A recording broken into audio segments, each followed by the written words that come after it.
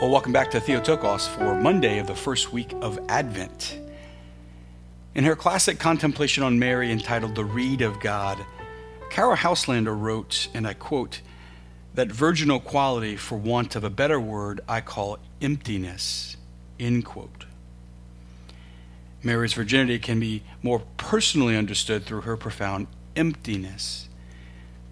In fact, in the Old Testament book of Numbers, chapter 30, verse 46, we see prescriptions for a Jewish woman vowed to perpetual virginity and complete consecration to the Lord. Steeped in biblical wisdom, the early Desert Fathers wrote that Mary vowed such Old Testament consecration, embracing the fullness of biblical virginity. In other words, Mary had long intended to remain a virgin and made such a promise to God before and after her betrothal. Mary's virginity points to her emptiness.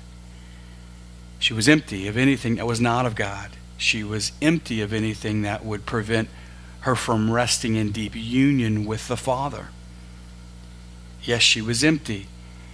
However, her emptiness wasn't a lacking in essence. Her emptiness came from a deep union, a union so important that she had made a vow of virginity even as a married woman.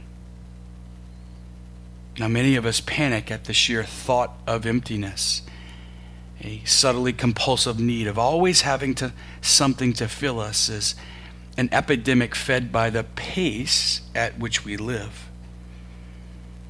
We are encouraged to fill our lives with more and more so that we won't have to face our fear of emptiness. The emptiness of the Theotokos is an invitation to us. What needs to be emptied from our lives? What are we filling our lives with, yet remaining unfulfilled in the end? Spend some time with Mary.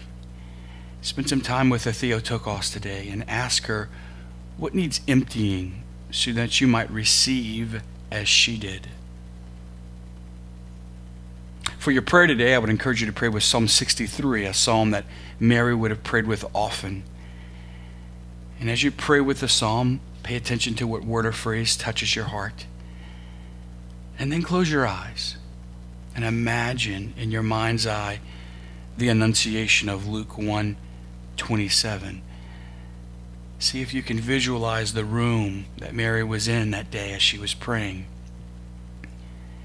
Be with her, right on the side of her, and ask her to show you her emptiness.